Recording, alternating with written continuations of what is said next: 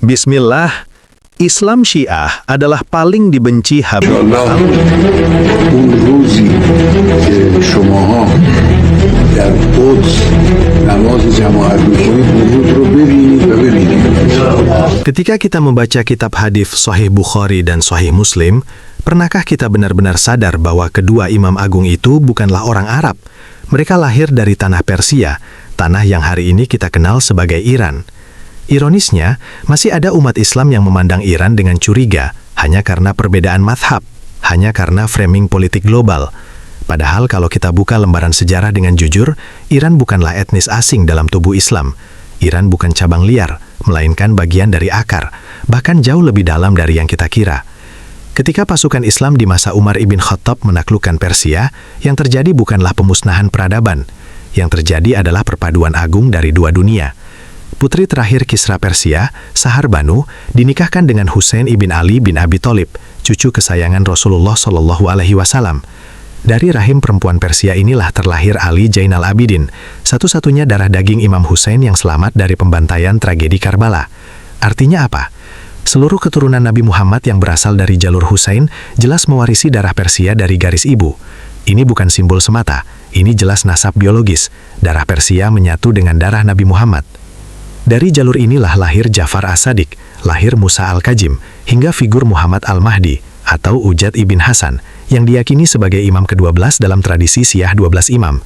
Ia lahir sekitar tahun 255 hingga 256 Hijriah di Samara, diyakini sebagai penyelamat akhir zaman yang akan membawa keadilan. Kini ia hidup dalam masa goibah atau masa ketidakhadiran setelah kematian ayahnya Hasan Askari dan akan muncul kembali di akhir zaman. Meskipun nasabnya masih kontroversial, namun karena mengklaim berasal dari jalur Al-Husaini, maka klan Ba'lawi pun sejatinya berasal dari rahim Persia. Sayangnya mereka lebih fokus membangga-banggakan para leluhurnya di Hadramaut, ketimbang mengungkap asal-muasal mereka dari rahim-rahim Persia yang melahirkan keturunan Nabi Muhammad Shallallahu Alaihi Wasallam. Sekali lagi ini dengan catatan apabila klaim Ba'lawi sebagai keturunan Nabi telah dapat dibuktikan secara ilmiah. Para pemimpin tertinggi Iran secara silsilah semua diyakini dan diklaim sebagai keturunan Nabi Muhammad melalui garis para imam Syiah. Dalam tradisi Islam, mereka yang memiliki garis keturunan ini menyandang gelar Sayyid dan mengenakan sorban hitam sebagai penanda. Demikianlah fakta sejarah keluarga yang hingga kini masih tetap dilestarikan. Lalu, mari kita bicara soal ilmu. Nabi Muhammad bersabda, seandainya iman itu berada di gugusan bintang suraya, niscaya orang-orang dari Persia akan meraihnya. Hadis ini bukanlah dongeng, tapi bukti nyata. Siapa tokoh yang membukukan hadis Nabi sehingga hari ini kita bisa membedakan mana hadis sahih dan mana hadis doif? Mereka adalah Muhammad Al-Bukhari atau Imam Bukhari, Muslim Ibnul Hajjaj atau Imam Muslim, Imam Abu Daud, Imam At-Tirmizi, Imam An-Nasai, dan Ibnu Majah. Mereka berasal dari wilayah Persia. Siapa pula yang merumuskan tata bahasa Arab agar Al-Quran terbaca dengan benar dan lurus? Dialah Imam Sibawih, orang Persia. Dalam tasawuf, filsafat, kedokteran, astronomi, nama-nama Persia memenuhi rak-rak sejarah Islam. Artinya apa? Darah intelektual Persia mengalir dalam keilmuan dunia Islam. Karena itulah, alangkah ironis sekali jika ada Muslim yang meremehkan perjuangan bangsa Iran. Padahal kita semua bisa membaca hadis hari ini adalah berkat warisan ulama Persia. Sekarang mari kita turun ke dalam realitas politik. Negara-negara Arab sepertinya telah kehilangan harga diri. Mereka menjalin normalisasi dengan Israel. Kini lebih sibuk membangun relasi ekonomi. Di tengah perubahan itulah, ada satu negara yang tetap konsisten tidak mengakui Israel sejak revolusi tahun 1979. Negara itu adalah Iran, yang dulu dikenal sebagai Persia.